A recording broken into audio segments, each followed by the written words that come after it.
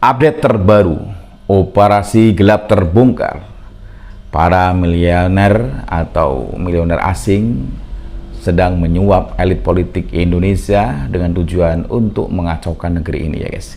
Dan tentunya kali ini tujuannya adalah ingin menumbangkan pemerintahan Pak Prabowo Gibran, di mana dengan nantinya diganti oleh kacung-kacung dari miliuner dari pihak asing yang membiayai untuk menghancurkan Pak Prabowo, maka nanti akan digantikan oleh yang namanya Anies Baswedan. Itu tujuan seperti itu ya guys. Karena arahnya seperti itu ya guys. Karena dengan adanya nanti diganti dengan Presiden Anies Baswedan, maka banyak para koruptor yang bergegas untuk mengeruk kekayaan negeri tercinta ini ya guys. Karena apa? Karena tahu sejak rekam Rizal Khalid kita sudah pernah mendengar bahwa dia adalah gembong mafia Pertamina yang menggarong duit negara 200 triliun lebih di bawah dan sekarang jadi buronan. Dan itu ternyata adalah orang Yaman ya guys. Dan dia ternyata jadi bohernya Anies Baswedan ketika dia menyalonkan presiden kalah kemarin. Dan sekarang justru orang-orang yang dulunya senang korupsi sekarang sudah diberantas semua oleh Pak Prabowo dan ketakutan. Makanya bagaimana cara orang-orang ingin menghancurkan Pak Prabowo, termasuk orang-orang asing, apalagi cecung-cecung asing yang menyuap para elit politik yang ada di Indonesia agar tujuan untuk mengacaukan negeri ini. Dan kita tahu Pak Prabowo harus melawan oligarki ya guys. Karena apa? Kekuatan asing sekarang ini justru makin berbahaya, dan apalagi dari orang-orang yang mudah disuap oleh pihak asing ini terutama adalah orang-orang yang dari Yaman ya guys. Siapa lagi kalau bukan Anies Baswedan CS.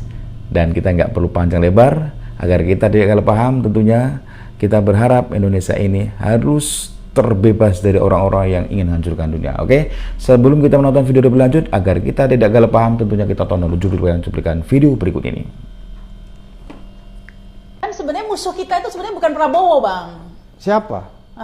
Ketidakbenaran ya? Musuh kita dinasti politik. Oke, dinasti politik. Masa mau kalah begitu saja sih dengan satu keluarga? Satu keluarga. Melawan intinya. Indonesia gelap, Indonesia gelap. Sorry ya, Indonesia cerah. Indonesia gelap. Kabur aja deh. Lo kabur aja lo. Emang gampang lo di situ, di luar negeri, di mana lo? Lo dikejar-kejar di situ lo. Dan ternyata memang ini adalah rekayasa. Ini dibuat-buat. Ini dibayar oleh mereka-mereka yang ingin Indonesia selalu gaduh, Indonesia selalu miskin. Koruptor-koruptor itu yang biayai demo-demo itu. Indonesia gelap, Indonesia gelap. Sorry ya, Indonesia cerah. Masa depan Indonesia cerah. Anda ini berbahaya sekali. Anda memecah belah umat. Ini orang yang tidak menghendaki Anda jadi presiden ini ya, punya argumentasi berkaitan dengan Anda selalu menyebut, silakan lihat rekam jejak Anda yang menjadi dosa Anda yang selalu disampaikan berulang-ulang, dan ini beredar di masyarakat. Anda kan dulu bilang bagaimana kita harus merajut tenun kebinekaan, tapi justru di era Anda membiarkan pendukung Anda menggunakan politik suku, politik agama, sehingga sampai hari ini dampaknya kata orang sangat dirasakan adanya konflik. Itu gara-gara Anda. Prabowo lawan oligarki, rakyat ambil alih ekonomi. Kita menghadapi pemain-pemain yang punya agenda lain daripada kita. Ada yang niatnya hanya cari keuntungan sebesar-besarnya, tidak peduli rakyat kondisinya kayak apa. Bila perlu rakyat dimiskinkan terus, tapi kita tidak rela rakyat Indonesia dimiskinkan terus. Begitu tulus dan mulianya hatimu Bapak Presidenku. Gak sia-sia ya Pak, dari kemarin dari zaman kampanye itu saya rasanya kayak baku hantam gitu sama sebelah gitu ya, sama tetangga sebelah gitu. Kayak gak sia-sia gitu Pak. Sampai sekarang pun kayaknya lawan terbesar saya itu wabah gitu, wakil abah gitu. Gak tahu lah kenapa mereka itu kok benci kali loh sama Bapak Prabowo itu. Menyala Bapak Presidenku. Misalnya ya ada seorang Habib itu minta uang ke kiai di Jawa Tengah gitu, ketika minta 40.000, saya 40 juta, saya hanya punya 10 juta, ditempeleng katanya. Astaga. Oh iya.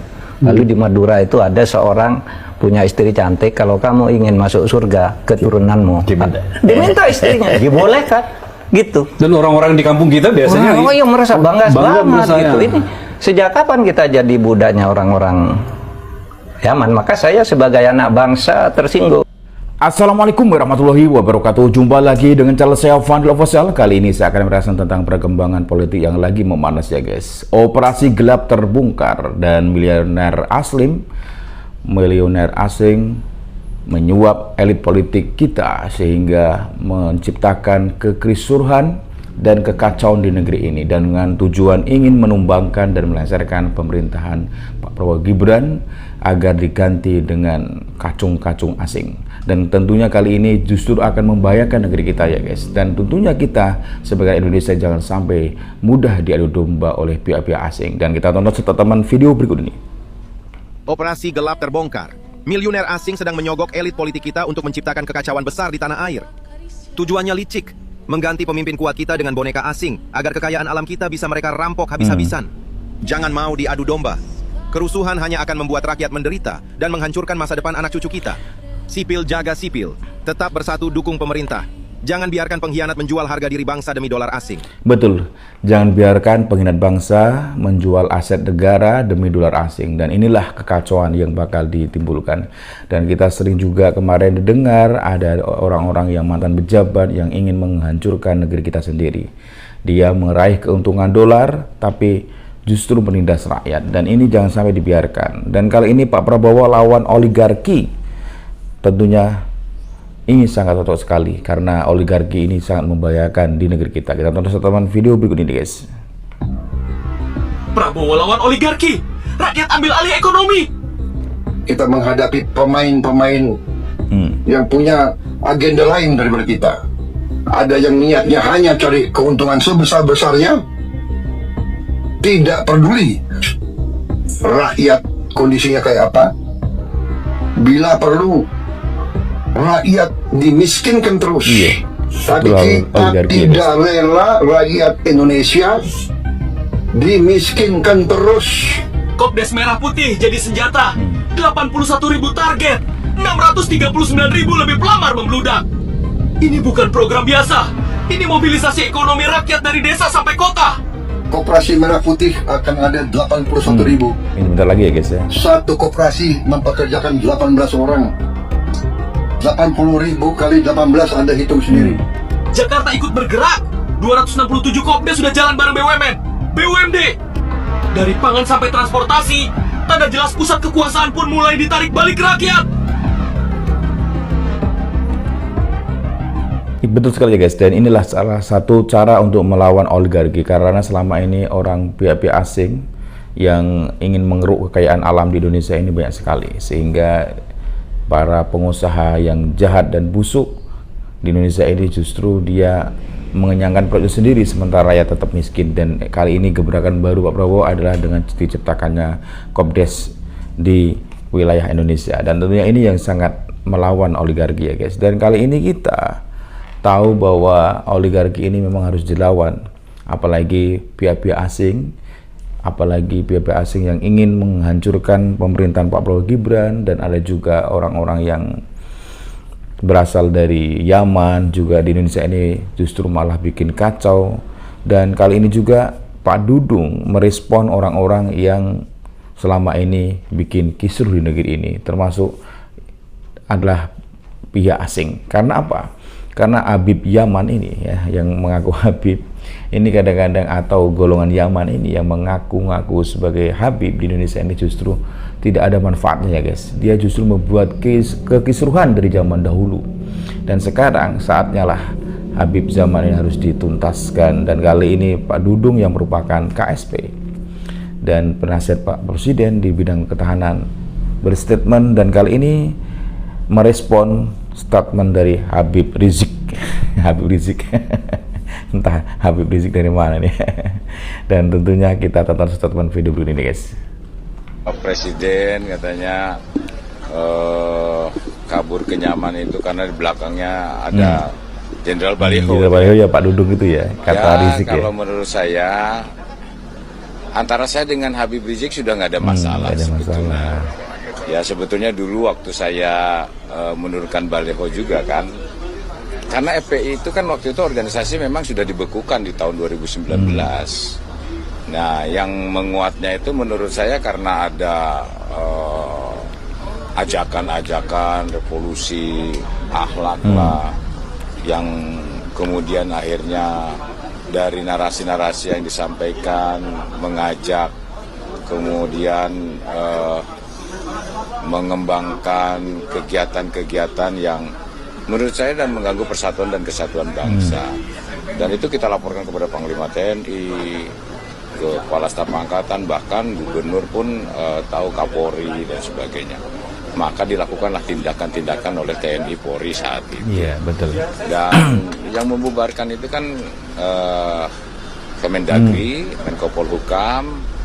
Kalau masih ingat kata-kata saya pada saat di Monas, kalau perlu FPI bubarkan, dan benar dibubarkan. Sebetulnya memang sudah dibekukan.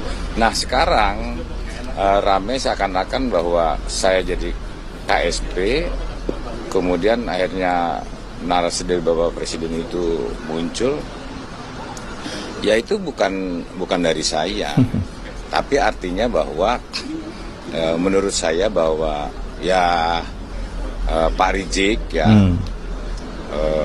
sudah tua lah, udah sama-sama tua. Iya, jangan ya, bikin isu aja ya Rizik. Bangsa ini dengan keteduhan, dengan tidak memprovokasi. Iya, jangan memprovokasi. Saya lihat bahasa-bahasanya tidak pernah berubah, bahasa-bahasa lama dengan sekarang itu sama ya. Ya kalau dikatakan sebagai ulama itu yang selalu meneduhkan. Iya, jangan bikin kacau ya. Berpikir jernih, matanya tidak pernah melihat orang lain, merendahkan orang lain, mulutnya tidak mengatakan orang lain, menjelekkan orang lain, hatinya juga dia tidak berprasangka buruk kepada orang lain, dan tangannya juga tidak dikotori dengan hal-hal yang tidak baik. Betul sekali Pak Idung. Makanya jaga mata, jaga hati, dan jaga mulut. Ya inilah jaga mata, jaga hati, jaga mulut, Rizik. Kita sama-sama anak bangsa yang situasi ini juga tidak baik, masalah ekonomi, masalah politik, masalah hukum. Karena ini seluruh dunia ini terdampak dengan situasi global saat ini. Nah Indonesia dengan kepemimpinan Bapak Presiden ini berupaya sekeras mungkin bagaimana untuk mengendalikan stabilitas nasional ini. Mari kita sama-sama, tidak ada lagi permusuhan, tidak ada lagi saling curiga, ya saling menfitnah, ya. Itu harapannya seperti itu guys. Tapi kenyataannya Rizik Syihab ini justru membuat kekacauan. Bahkan dia ada pihak asing yang mendanainya. Dan kali ini juga ya, lebih gawat lagi ketika Anies berambisi ingin menjadi presiden di tahun 2009, dan ternyata dia membuat statement baru bahwa kali ini apabila Anies Baswedan diangkat atau terpilih menjadi presiden, maka dia akan memberantas korupsi. Ini kalau dulu kan misinya perubahan gitu ya, tapi sekarang akan memberantas korupsi. Tapi yang menjadi masalah ternyata backingan Anies Baswedan itu juga korupsi, yaitu Rizal Khalid. Itu orang Yaman juga ya. Ternyata dia koruptor gembong korupsi terbesar di Indonesia dan sekarang jadi buron. Kita tonton satu teman video berikut ini guys. Jadi teman-teman, aku scroll TikTok, aku lihatlah ini pernyataan kontroversial Anies Baswedan, gawat betul. Ancam pindah ke Yaman jika 2029 tak terpilih jadi presiden. Gitu ya. Ngancam mau pindah ke Yaman kalau nggak jadi presiden. Pindah aja cepat. Nah, sekarang aja nggak apa-apa pindah ya. Jangan nunggu nanti pilpresnya. Betul juga ya. Pindah aja cepat sekarang pun nggak apa-apa. Iya. Sekarang nggak apa-apa, pulang aja sana. Pulang ke Yaman aja. Iya kan? Nggak ada juga kok. Nggak bisa apa-apa, jadi gubernur nggak bisa apa-apa, mau jadi presiden ngancam-ngancam. Kau itu 2029 nggak diperhitungkan. Iya, nggak diperhitungkan ya. Iya, orang masyarakat udah tahu kalau kau omon-omon saja. Iya betul. Jadi kalau mau pindah aja, jangan tunggu 2029. Sekarang cepat pulang. Pulang, pulang. Ayo teman-teman. Apakah kalian kalau dia pulang ke Yaman, apa kalian setuju? Tolong komentar kawan-kawan ya. Komentar, share, bagikan. Setuju banget, daripada di sini koar-koar bikin gaduh aja di negeri Indonesia ini ya guys ya. Lebih baik dia pindah aja ke zaman sana. Segera sekarang, jangan nunggu nanti Pilpres 2009 kalah. Dan inilah Rizal Khalid, ternyata bosnya wabah. Dan kali ini Anies bajingan Yaman. Ternyata Rizal Khalid ini adalah bosnya wabah Anies ya. Dan Rizal Khalid ini adalah bajingan Yaman yang menggondol aset negara Indonesia. Koruptor terbesar, gembongnya mafia koruptor, inilah Rizal Khalid. Dan kita tonton statement video berikut ini guys. Anda ini berbahaya sekali. Anda memecah belah umat. Ini orang yang tidak menghendaki Anda jadi presiden ini ya. Punya argumentasi berkaitan dengan Anda selalu menyebut, silakan lihat rekam jejak. Rekam jejak Anda yang menjadi dosa Anda yang selalu disampaikan berulang-ulang. Dan ini beredar di masyarakat. Anda kan dulu bilang bagaimana kita harus merajut tenun kebinekaan. Tapi justru di era Anda membiarkan pendukung Anda menggunakan politik suku, politik agama, sehingga sampai hari ini dampaknya kata orang sangat dirasakan adanya konflik.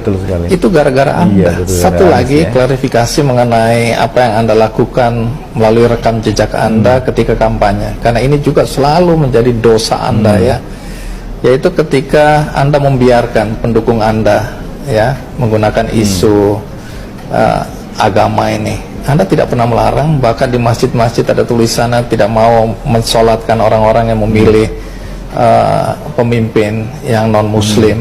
Anda diam aja tuh. Jadi Anda membiarkan sebenarnya keadaan ini, dan Anda mengambil manfaat dari situasi yang menguntungkan Anda. Betul sekali. Jadi memang Anies Baswedan ketika dia dikuliti oleh Bapak ini ya, di Kick Andi ini, Anies Baswedan diam aja karena dia merasa karena Anies Baswedan ini sudah nggak diperuntukkan lagi di tahun 2009 nanti, apalagi dia bersikeras ingin menjadi presiden. Sangat tidak ya, no buat Anies Yaman. Karena apa? Rizal Khalid inilah bosnya Abah Anies. Dan Rizal Khalid sendiri sekarang jadi buron, belum ketangkap juga ya guys. Dan kali ini juga ada seorang wanita yang cantik tapi hatinya ternyata jadi provokator. Siapa lagi kalau bukan Yaman juga, antek Yaman juga yang ada di Indonesia yang bikin kisruh. Cantik tapi hatinya busuk, yang selalu bikin adu domba. Ini nggak bagus ya guys. Karena apa? Dia ini antek Yaman juga. Kita tonton statement video dulu ini guys. Kan sebenarnya musuh kita itu sebenarnya bukan Prabowo, Bang. Siapa? Ketidakbenaran ya? Musuh kita dinasti politik. Dinasti politik katanya. Aduh. Masa mau kalah begitu saja sih dengan satu keluarga? Satu keluarga. Melawan intinya. Dengan berbagai cara. Bisa hak angket, ya salah satunya hak angket pastinya ya. Hak angket, Mahkamah Konstitusi. Atau terobosan-terobosan lain, bukan tidak mungkin. Terobosan apa? Demo. Indonesia ini bukan kalau istilah Demo 212. Profesor Cipta bilang Indonesia ini rakyatnya bukan kecoa semua loh ya. Masih banyak loh, nggak bisa dianggap kecoa ya? Semua dong kita ini ya. Jadi saya yakin nggak akan menerima begitu saja dengan imbalan uang gitu ya. Karena kalau mau imbalan uang dari awal, Surya itu gabung Jokowi saja udah banyak duitnya. Ya nggak sih? Ngapain harus mengusung Anies dan lain sebagainya? Karena kerugiannya sangat besar ya dengan melawan Jokowi, dengan sampai saya tadi itu di partai itu kita nggak dapat bantuan karena memang kesulitan ya semuanya. Nggak seperti dulu ya waktu dukung Jokowi. Tidak seperti dulu, beda ketika bergabung ya. Jadi kalau memang hanya materi. Inilah salah satu provokator wanita ya, dengan Abraham Somad ini cocok karena ini sama-sama kadal guru nih guys. Yang bikin kekisruhan. Dan kali ini kabar buruk kadal gurun ini ternyata adalah manusia yang nggak perlu diperhitungkan di Pilpres nanti. Dan kali ini statement dari Bapak Mahfud MD menyatakan bahwa orang Yaman itu dari dulu memang jahat sekali. Dan kita tonton statement video dulu ini guys. Misalnya ya ada seorang Habib itu minta uang ke Kiai di Jawa Tengah gitu, ketika minta 40.000, saya 40 juta, saya hanya punya 10 juta, ditempeleng katanya. Astaga. Oh iya. Lalu di Madura itu ada seorang punya istri cantik, kalau kamu ingin masuk surga keturunanmu diminta istrinya, dibolehkan gitu. Dan orang-orang di kampung kita biasanya yang merasa bangga banget gitu. Ini sejak kapan kita jadi budaknya orang-orang Yaman? Yaman. Maka saya sebagai anak bangsa tersinggung. Dan Pak Mahfud MD ternyata tersinggung gara-gara jadi budaknya Yaman. Jadi orang Yaman di Indonesia ini memperbudak Indonesia, orang pribumi asli. Seperti tadi yang dikatakan statement dari Pak Mahfud MD, kadang-kadang ada orang istrinya cantik aja bisa diminta oleh yang namanya Kabib palsu nih ya, dari Yaman. Dan orang Yaman ini ternyata dari dulu memang bikin kisruh negeri ini guys. Dan kali ini banyak yang nggak tahu sih apa sebenarnya tujuan dari orang-orang yang ada di Indonesia ini, apalagi dari Yaman ini sangat tidak etis sekali. Karena banyak orang-orang Yaman di Indonesia ini justru akan membuat kekisruhan dan kegaduhan. Kita tonton statement video dulu ini guys. Banyak yang nggak tahu betapa parahnya kasus Riza Khalid yang rugikan negara 285 triliun. Dia adalah ini orang Yaman ya guys ya. Mahalnya BBM sampai tumbang di era Prabowo dan dicari oleh Interpol. Dan dia melakukan aksinya ternyata bersama dengan putranya sendiri. Tunggu. Jadi mereka nggak tersentuh selama berapa lama sebenarnya? Mereka tidak tersentuh selama hampir 30 tahun. 30 Jadi tahun, intinya yes. mereka tuh buat Indonesia ketergantungan beli minyak pada mereka. Dia buat seolah-olah minyak Indonesia itu jelek dan harus mengimpor. Kemudian anaknya sendiri bertugas menyediakan kapal dan memasukkan syarat pengangkutan domestik biar perusahaan mereka yang menang nanti. Nah, kemudian sang ayah yaitu Riza Khalid membuat skema seolah-olah tangki Pertamina itu penuh dan negara terpaksa harus menyewa tangki timbun swasta milik mereka. Biayanya dipatok tinggi banget, ya akhirnya indeks pasarnya jadi naik dan subsidi yang dibayarkan oleh Indonesia menjadi bengkak dan uangnya lari ke kantong mereka semua nih. Ini gila banget sih. Parah banget, gila ini. Rapi banget. Kabarnya Jokowi pernah ngebubarin salah satu modus mereka kan? Benar banget, Jokowi justru ngebubarin skema yang dibuat oleh Riza Khalid, namanya Petral, anak perusahaan Pertamina juga saat itu. Jadi pada intinya dulu Indonesia kalau mau beli BBM harus lewat Singapura, dan itu pakai calo, dan Riza mampu untuk tentuin siapa yang menang tender. Akhirnya Jokowi di tahun 2015 ngebubarin Petral karena dianggap syarat mafia. Itu udah terbukti bersalah, lalu dia nggak ditangkap saat itu. Nah itu dia, Riza Khalid ini dianggap sangat licik. Waktu dia ditetapkan sebagai tersangka, dia kabur ke luar negeri. Nah saat ini semua skema yang dilakukannya terbongkar, rugikan negara 285 triliun. Kasus korupsi terbesar kedua sepanjang sejarah Indonesia setelah Timah loh. Statusnya ini bahkan dinaikkan menjadi red notice yang akan jadi buronan Interpol. Dan kalau tertangkap, Riza Khalid akan membongkar banyak nama pejabat dan tokoh-tokoh yang terlibat yang selama ini melindunginya. Mungkin nggak kalau mafia ini melakukan perlawanan balik? Ya mungkin aja, karena mereka kan punya uang dan jaringan yang kuat, tapi negara tidak boleh kalah. Betul, negara tidak boleh kalah dengan orang-orang jaringan kuat seperti Rizal Khalid yang merupakan mafia koruptor, dan dia adalah seorang sosok Yaman di Indonesia, bikin risuh aja. Dan inilah yang kita nggak suka yang namanya Rizal Khalid ya, karena kita tahu bahwa kita di bawah pemerintahan Pak Prabowo Gibran ini adalah akan mengubah segala bentuk kebusukan menjadi kebaikan. Artinya apa? Orang-orang yang busuk, yang berkorupsi, yang suka korupsi, suka hambur-hamburkan duit negara, ini akan ditumpas habis oleh Pak Prabowo ya guys. Dan ini yang terjadi. Karena apa? Pak Prabowo adalah orang yang baik, dan dia kenapa orang seperti Pak Prabowo kok dari golongan anak abah ini ya biasanya yang bikin kisruh di negeri ini. Dan musuhnya Pak Prabowo itu ya dari gerombolan anak abah semua ya, gerombolan Yaman. Dan kita tonton statement video dulu ini guys. Begitu tulus dan mulianya hatimu Bapak Presidenku. Nggak sia-sia ya Pak, dari kemarin dari zaman kampanye itu saya rasanya apa ya, kayak baku hantam gitu ya, sama sebelah gitu ya, sama tetangga sebelah gitu, kayak nggak sia-sia gitu Pak. Sampai sekarang pun kayaknya lawan terbesar saya itu Abah gitu, wakil Abah gitu. Nggak tahu lah kenapa mereka itu kok benci kali loh sama Bapak Prabowo itu. Menyala Bapak Presiden. Iya, menyala Bapak Presidenku Prabowo. Karena apa? Jangan sampai takut dengan anak Abah ya guys. Karena anak Abah ini akan selalu merongrong, dan bahkan dia bersikeras ingin jadi presiden, dan tentunya ingin menumbangkan Pak Prabowo gitu ya guys. Itu tujuan mereka, dan ini sangat bahaya sekali. Dan kita tonton statement berikut ini. Pak Prabowo adalah sangat tidak senang dengan orang-orang asing. Kita tonton statement video ini guys. Ada segelintir orang, saya kira mereka entah sadar atau tidak sadar, mereka ya itu sudah jadi antek-antek asing ya. Nggak apa-apa saya bicara di depan wartawan. Saya katakan mereka sadar atau mereka antek asing. Mereka tidak suka Indonesia bangkit. Mereka tidak suka Indonesia bangkit. Saya katakan mereka tidak suka Indonesia bangkit. Tapi kita yang akan bangkit bersama Indonesia. Betul sekali Pak Prabowo. Setuju ya. Biar anjing menggonggong, kafilah tetap akan terus. Kita berada di atas jalan yang benar. Betul sekali. Percaya sama saya, kita berada di atas jalan yang benar. Kita akan menuju kebangkitan bangsa Indonesia, karena kita akan kuasai kembali kekayaan bangsa Indonesia untuk rakyat Indonesia. Betul sekali, setuju Pak Prabowo. Kita akan kuasai untuk kesejahteraan rakyat Indonesia ya, apalagi mafia dari asing itu yang tidak cocok hidup di Indonesia. Dan Pak Prabowo sindir gaya kabur aja dulu, emangnya gampang ya guys. Dan kita tonton statement video berikut ini guys. Orang-orang Yaman kalau memang nggak suka di Indonesia, kabur aja ke Yaman sana ya. Jangan bikin gaduh terus di Indonesia. Indonesia gelap, Indonesia gelap. Sorry ya, Indonesia cerah. Betul. Indonesia cerah, nggak ada istilah gelap ya guys. Kabur aja deh. Lu kabur aja lo. Emang gampang lo di situ, di luar negeri, di mana lo? Lo dikejar-kejar. Iya, betul sekali. Dan ternyata memang ini adalah rekayasa. Rekayasa ya guys. Dibuat-buat. Ini dibayar oleh mereka-mereka yang ingin Indonesia selalu gaduh, Indonesia selalu miskin. Koruptor-koruptor itu yang biayai demo-demo. Betul sekali. Indonesia gelap, Indonesia gelap. Sorry ya, Indonesia cerah. Masa depan Indonesia cerah. Saya sudah lihat angka-angkanya. Kekayaan kita luar biasa. Tinggal kita bisa mengelola atau tidak. Betul sekali. Tinggal kita berani atau tidak menjalankan perintah undang-undang dasar.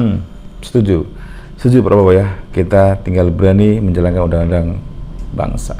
Dan kali ini kita juga tahu bahwa negeri ini memang kaya semuanya, akan kekayaan alam, makanya kita harus bisa mengolahnya.